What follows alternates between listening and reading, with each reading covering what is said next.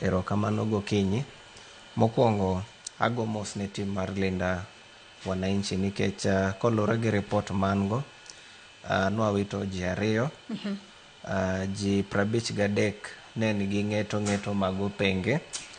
Then mtokni auchiel nowang'. Ne wan nyaka gi tourist achiel ma okwuok e Kenya oa e pinje maoko manoyudo hinyruok. Mano wang'onwa picha yore mag foreign relations gi public issues. Police achiel notho. Apaning'e maber ni according to weche mag arita kwe ni police achiel onego bed ni rito citizens 10. Koro nyiso ni nyaka samwalose ni citizens 10 are not safe in Kenya. Then tie police achiel manogo gi kidi. Kani neno picha mare tiyudo kanogo wiye gi kidi. Mano is not the Kenya that we want. Mar ariyo, nitie journalist mabe nokwal gike. Mar ariyo nitie johala ma hotel mare nobedo attacked mowito mwandu mahao 30 million. Koro we fail to understand how political issues dhi nyaka ohala mar ng'ato. Mano nyiso nitiere just a personal confrontation between ng'ama timo ohalano gi ng'ama chielo. Koro an kaka ng'ama ochung' ne migawo mar Julisham Kenya Initiative, wan ga gi pillars 5 ma watetea. Pillar mokwongo en freedom of mass media. Koro nyiso ni hinyruok mar journalist no an awuon kaka chief executive officer mar Julisham Kenya Initiative nochwanya nikech wasebet kwa kedo ne joland habari to gi media stations ni seche ma gitimo this coverage kik keth gikgi to be kik tuon gi permit mar menyo nwa gigi nikech kok gimenyo to kwa dhi ng'eyo. Apani gima nyaka ing'e Joyce ni this is not the first time magunism timre Nyanza. Osebet kotimre some years back 2013, 2017, 2022 opponents inego nyaka Nyanza ka ng'ato declare ni dhi contest like mano timre Mount Elgon. MCA manolando ni dhi manyo mbunge inegi. Magi gik mosebet katimore. Nyakwa wachura dier kamochope. Mar ariyo en ni onego bed ni wan kaka Julisham Kenya Initiative be we advocate for politics of tolerance.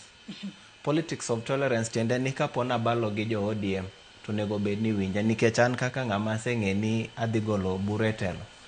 An awuon amanyo kura Siaya. To kamany kura ni achuki oburu. Amanyo kura nikech aseve mond kik gima rach otimre nwa ka en e kom. Nikech jaduong' wacho tunataka power to power to konyal tiyogo. Kech odwa power okonya somo speech kora kia ni documents ma Siaya County to dhi neno nadi. Another thing wadwaro advocate for free and fair elections. Apan elections mwasebet ge Kenya ka kinde niga gi ng'ikruok moko matindo tinde wacho ni they are not verifiable, transparency onge. Koro wan wabet piny mwacho ni wadwanu assess sirikal to walos kodgi to wanyis gi niyawa. Waol gi mbumbu makinde ka kinde ka ji ywak ni nokwal. Mar abich wadwanu watim 47 county civic education ma nwasechako wuodhni in Kitui County, wasetime Machakos County, pod wadong' gi counties 45. Gik matimre kaluo Nyanza gi gitimre because of lack of civic education kwa kuom jotendwa. Nikech wan kaka rowere we are not ready mond mi oti kodwa ka guns. Then gima timre ka sani adwa nanyis jopiny ka winjo. Wan e period mar political transition within Nyanza and this has to happen. Nikech one in 2022 nitie story man a highlight na wacho ni by 2027 ODM will not be the only political party dominant in Nyanza. To mano na wacho kapok nangi kata ni baba Boweno. There was no person who was ready for post politics without baba. Koro magi duto te timre because of post politics period ka baba onge. Koro koso winjruok mantiere gi en picha marach sana kapo ni Baba Owino nyawuok Siaya tidhi bae gi kidi Homa Bay. Nikech mae koro waloso kijodala. Onego bed ni apan baba kapok nothon tie gimno wacho. Nowacho ni jok manodhi e sirikal nodhi kiwegi. Kigin. Koro nitie makosa achiel magitimonwa. Makosa magitimonwa na en landonwa tutam. Okonegi land na ane monega make decision kako make decision no dhi gocho ne tutam. Anane team mar Baba Owino gi Sifuna Gorengo. Mane kuma nitie.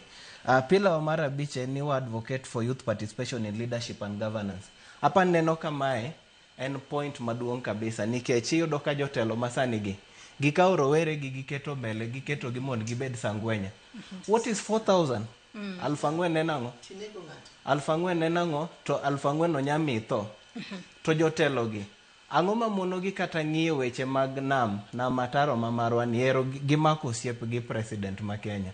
To jolupo ma Mageta ima injni, jolupo ma Mageta ka itero dhi chamo ng'eche Uganda, jolupo ma Mageta kikwalo gik gi mag nam, Mageta ilando onge kata mna gi emergency service mar ko jatuo oko. School man kanyo be kata mna county mond mi omanye yo madinyiew ne school no bas be pod ok timre. Koro nitiere gik moko mang'eny, Joyce, manyakwa wacha adier, jotendwa gi tiyo gi rowere marach. Ma emomiyo wabe wawacho ndalo gi oserumo, ng'ata ng'ata mosebet e kom more than 2 terms wabe koro wacho ni no